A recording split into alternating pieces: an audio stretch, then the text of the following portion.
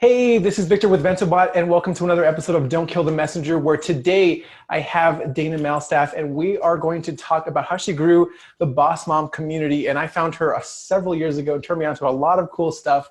Now, before we begin, remember to go on over to ventobot.com/book to get a copy of your book for free. Just cover shipping. I'll send it right over to you. The same four phases we take our private clients through to generate never-ending leads online. Now, I welcome today Dana Malstaff to the episode. Hey, Dana, how you doing? I am doing great. How are you? Great, great, thanks. So I found you quite a long time ago before I even started this business. And we were just talking about this on a podcast where you mentioned a couple tools and you had this cool community that you were growing. And I'm just super curious to know about how you grew your own business and how you really entrenched this community around it. Oh, there's a couple things. Number one, I did things like this, where from the very beginning, I got interviewed. I had a podcast or authority platform, right? So I picked podcasting, and I had a podcast, and I had and I got featured. And that was, I hired somebody for 2 hours a week to pitch me in places from day one. And went at it as soon as Boss-Mom was born, I was like, everybody needs to know about it. And so I leveraged other people's communities as much as humanly possible.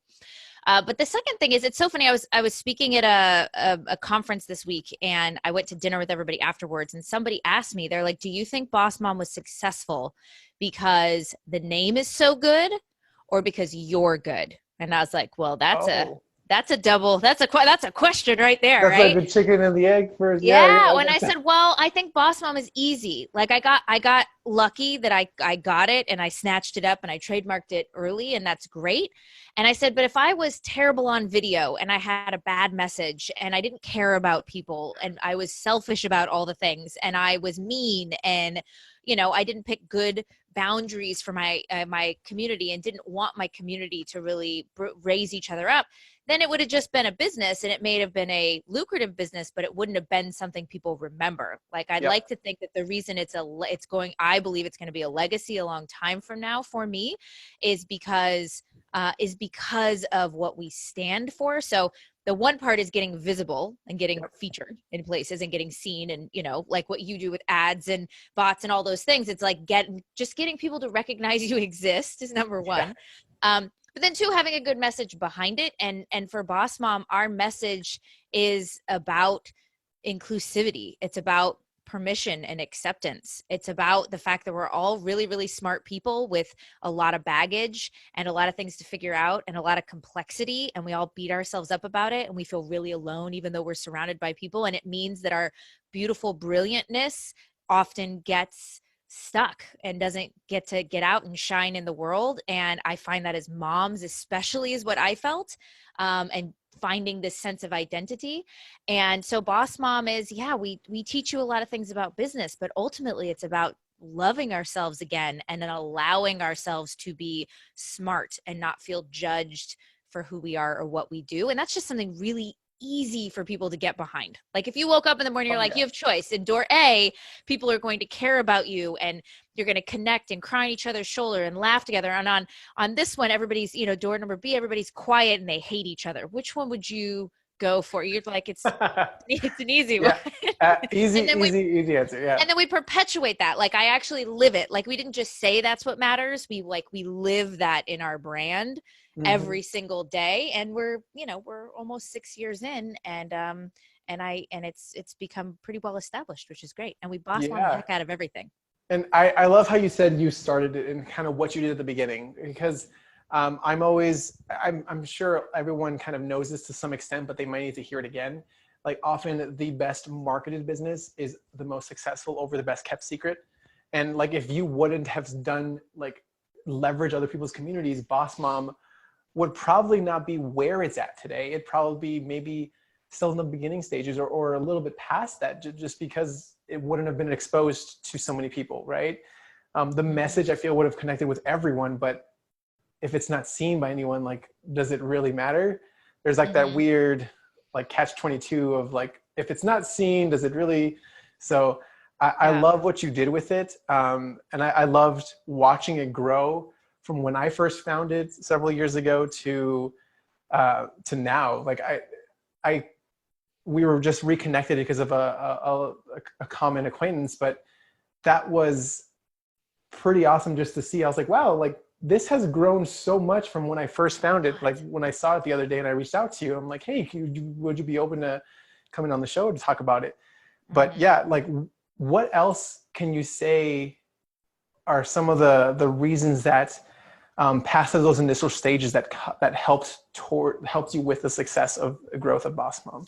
Yeah, well, you're right about the marketing, right? In the beginning, it's like 80% creation and figuring out and 20% marketing. And then it has to flip to 80% marketing and 20% creation.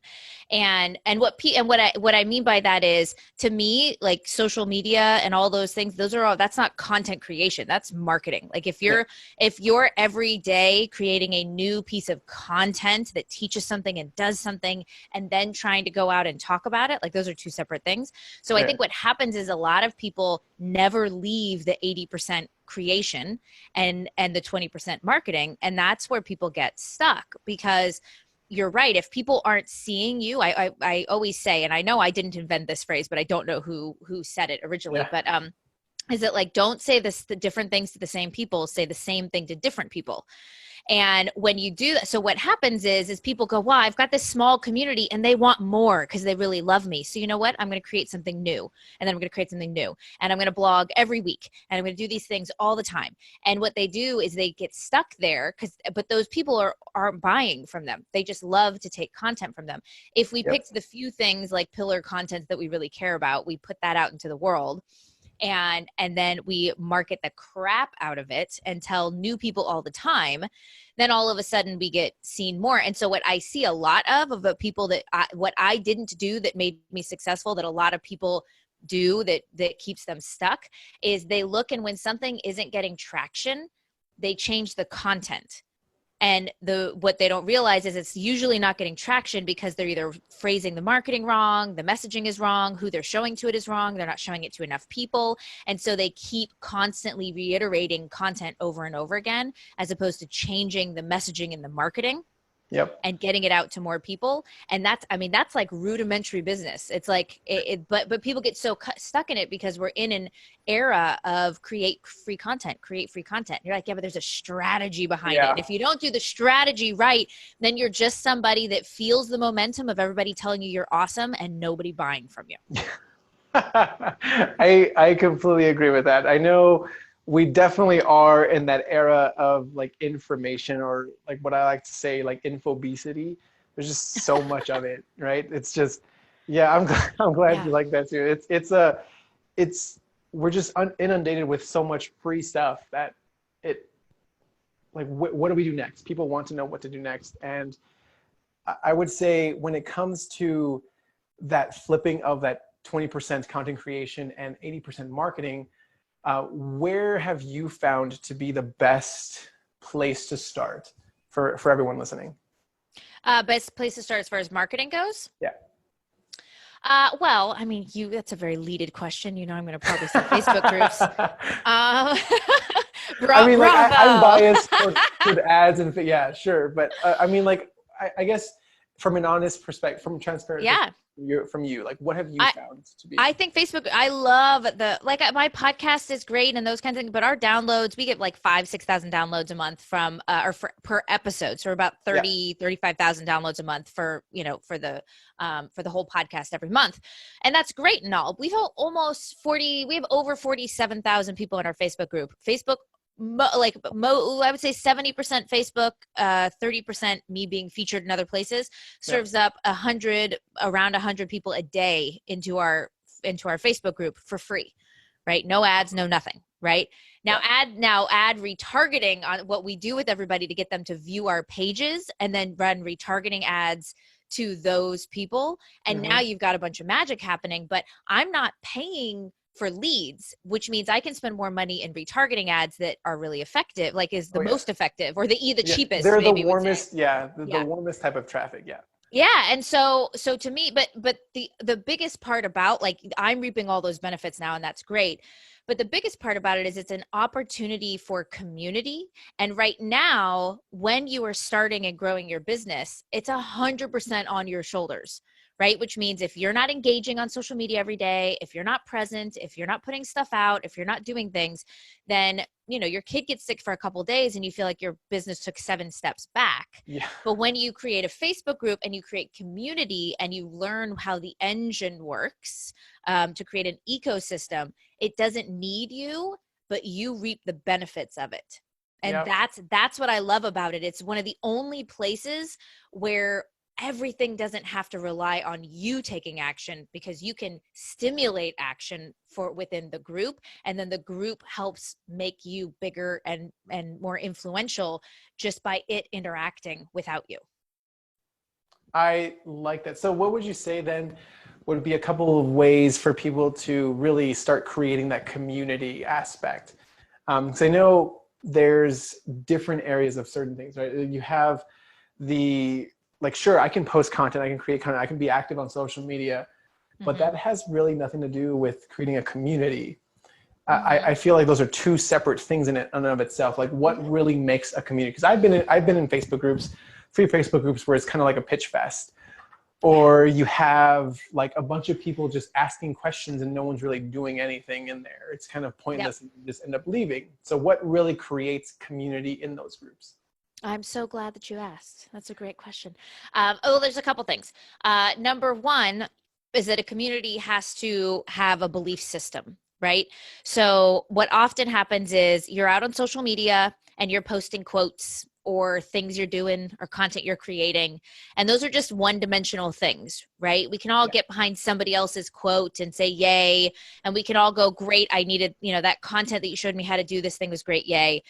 But community starts to happen when create a sense of belonging, right? And that's based around a belief system. So if you can create a sense of belonging in, like there's Mark Schaefer is a friend of mine, and he has this amazing keynote on, he's known for a book called Known, and the marketing rebellion.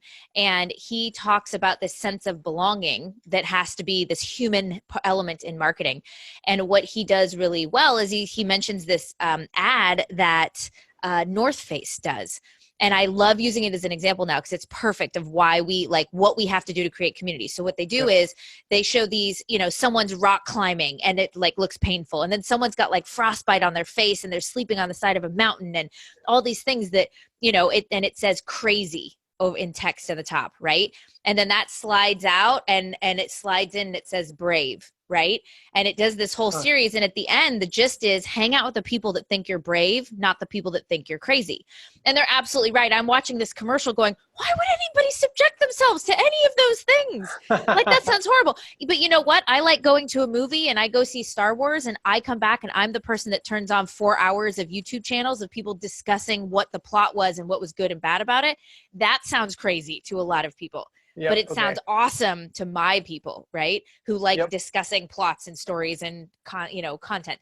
And so the point is that if you are just putting content out, if your idea of marketing is just to put stuff out that is helpful, then you're missing an opportunity to create a sense of belonging around something that your audience can connect with, right? Are your audience, a bunch of sci-fi watching moviegoers that love to do this particular thing? Are they a bunch of moms, right, that can't help themselves but also have businesses? Are they a bunch of moms who love to stay home and their kids are the most important thing and they want to, figure out the best crafts to be the best mom in that way, right? Are they entrepreneurs that want to travel everywhere, or are they entrepreneurs that want to retire when they're 30? Are they, do they want huge businesses? Do they want vacation money? Do they want permission to, live more or permission to do less? Right? So what I tell people is form your opinions around what people should be doing more or less of, what they're already doing that you want to give them permission to continue being that way and not feel ashamed of, that maybe the people around them don't understand, but you guys understand, right? Yeah. Like create that commonality. And when you do that, all of a sudden, now you have people that are loyal to each other because of an idea system, right? A belief system, a way that we all think and what we want to belong to. I want to be a part of that. I want a pin. I want a button. Like I want a jacket with the name on the back of it. Yeah. And now all of a sudden you can drop those people into a group and that starts to happen. But you always have to consistently convey that belief system everywhere on social media. in order to draw people in.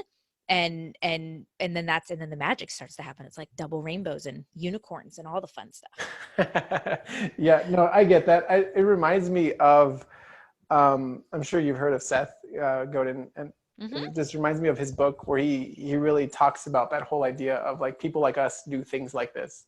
Mm-hmm. And like that really resonates throughout the book. And I love it. It's a different book, but it's All Marketers Are Liars. yeah, Is yep. another book, which I love because he talks about how people, it's not the marketers that are liars, it's the people that lie to themselves. And I recommend that book all the time. And I tell people to think of it like baggage. Like think about what your audience believes about the world and how it works based on the baggage of how they grew up, what neighborhoods they were in, what their parents were like, what their, socioeconomic status was, like all of those things. And that can help you understand your audience and what they wish they belonged to or what they yearn to belong to. And that can help you kind of map that out and figure out what's that baggage that we all have, that we all Yeah. want to hang out in a room with the same baggage. That's what we want. Right. Yeah, no, I get that. And I feel like that was great insight into how to really help start building that community, to really like put your flag in the ground and say like, this is our point of view. This is how we view Mm-hmm. the world.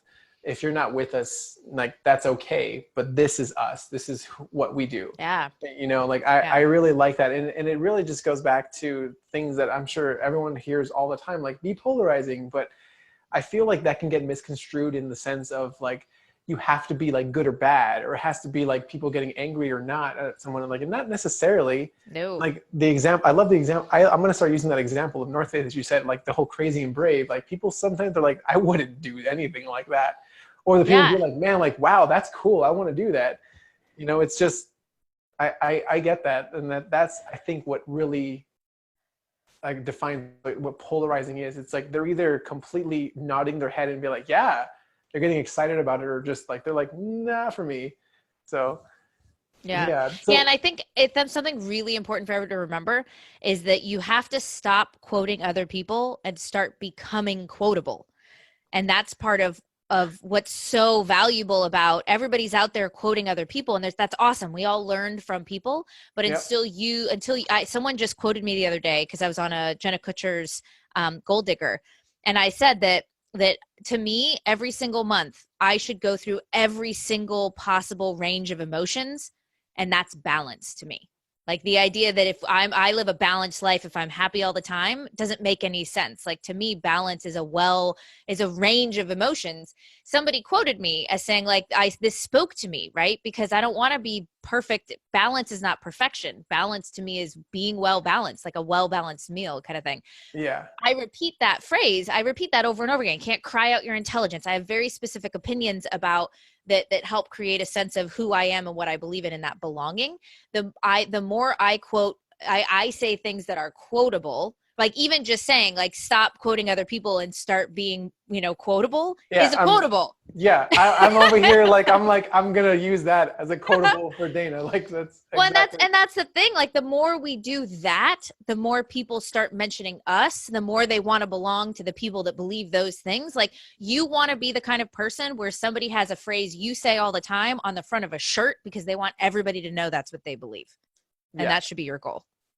yeah. No, I completely love that, and I agree. It's definitely something that just helps to create that. I just feel like everything you said is around creating that community is perfect, because it's not what a lot of people think. Most people think that it's like, oh, I just got to create content and like have a group and like give them stuff, or not necessarily. Exactly as you said, like once you're able to take yourself out and let it run without you, some people can even be like, wait, whose community really was this again? Like who started it? But it's like we all believe this, but who's the leader here? Mm-hmm. I feel like that's kind of what you're getting at. So Well, there's a big distinction though. Nobody loses sight of the fact that I'm the leader. okay, That's what's really important is that we've created an ecosystem where I don't have to be there, but we are very clear and often state that I'm the leader. right? So we're Okay. like, so for instance, there's a couple things that if we have time, if there's a couple things that people can Sure. do to actually create that connection in the space. So number one, when you create a group, create really strong rules, because your rules will, right now this, you couldn't do this a couple years ago, but now when you want to delete a post, you can say which rule they violated. And it's massively important for you to set the rules. What kind of things do you want people to do and not do? Like, we don't allow teaching posts, or you can't share in articles, which people think is weird, but I think things work better when you don't share in articles. Share something, Right. share something, a question you have about something, right? So number one is the rules. Number two is don't do prompts in the beginning. Ask what we have a whole buzz plan that we have that, you know, we put together to ask the right kind of questions. So ask questions that, one, help stratify your audience into different pockets. Like, are you a 0 inbox person, a 10,000 inbox person, right? Are you a eat in bed, or are you a eat at the table kind of person? So whatever your industry is, things that help people decipher which group they're in, or decision support questions, right? I just said, hey, we're going to be doing a training in 2 weeks. It's on opt-ins. Should it be the perfect, how to create the perfect opt-in, how to, market your opt-in, or how to get the people on your list to buy, right? There's 3 different phases of list building.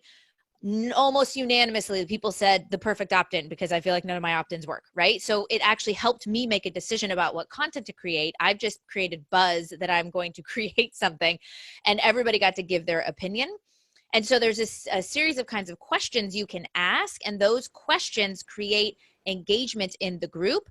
But what we do is, when we ask those certain kinds of questions, they're like prompt-like questions. Like, we allow them to social share, and like, tell us this particular, everybody tell me your Facebook groups, or everybody tell me your podcasts, or things like that. Yeah. Or we have questions about, like, hey, we have collaboration Thursday. So at the time when you have enough interaction to ask everybody what the prompts should be, they vote on prompts, and then those prompts should have your face on it, right? So they should see your face, not just on your banner. They should see your face a couple times a week coming through that feed, whether it's through a live or whether it's through posts, so that you're visually there all the time.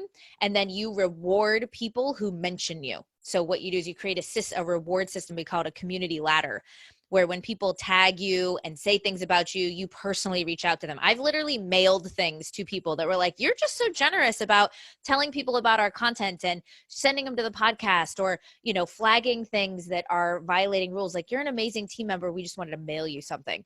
Cool, and so we facilitate people reminding everybody who runs Boss-Mom. And so I don't have to be there all the time, but because we get thousands of comments every day, but it's definitely a system where they don't forget I exist. Either that, or I'm not doing my job very well. Okay, no, well, then that kind of clarifies that, because I know I've been in like, as one of my mentors owns a group that's similar like that, but there was a lot of, like, he I guess, I don't want to say funded, but he did a lot at the beginning. And then it kind of grew and became its own entity. But he let it kind of slide to start his own membership. And then now it's become more of like, we know it belongs to him, but we don't really know it belongs to him anymore. So like that, I think that's kind of where I was getting, but I like that. So I guess just to kind of recap, you saying the 3 things were like really focusing on the rules, make sure that you're not prompting, but creating the engagement by like segmenting people. Is that right? You ask good questions. You ask simple questions. Like, you don't ask complex questions that require a lot of thought. You literally say, hey, are you excited or nervous about 2020? Like, hey, are you which one do you like best? Is it and it's the house that's clean versus the house that's a mess, So what you do is you allow people, you ask really simple questions. It's the gateway to getting people to engage. And then the real connections happens in the comments. Okay. And that's where the engagement really happens. But yeah, I mean, I spend like no more than 30 minutes a day in a 47,000 person group. That's insane. Yeah. So we're not talking like I have to live in there. People are shutting down groups all the time because they're running it wrong. Like that's the thing. And my group is insanely protected and well run. It does not run away from itself. Like we Gotcha. we know exactly what's going on at all times, and we are mother bearing it up over there. But it doesn't have to be as hard as everybody makes it out to be, because we empower the people within the group, but we keep boundaries like you would with kids. Yeah, no, that absolutely makes a lot of sense. And then like, so what would you say, what was that third one? That third option, that third, Put your face on things. put your face on things. Okay. Yeah. Put your face on things. Yeah, put your face on it. Yeah, I like it. Just slap your face on it and put some quotables and make sure you're quotable and not, as Dana says. And for real, I'm going to use that like when this comes out on the show notes. I'm like, famous words from Dana. So yeah, no, that's fantastic. Well, we're running out of time here, but I know you have something special that you wanted to kind of really bring up. We didn't really get to talk about it much, but where would you say, can you tell us a little bit more about it? Yeah.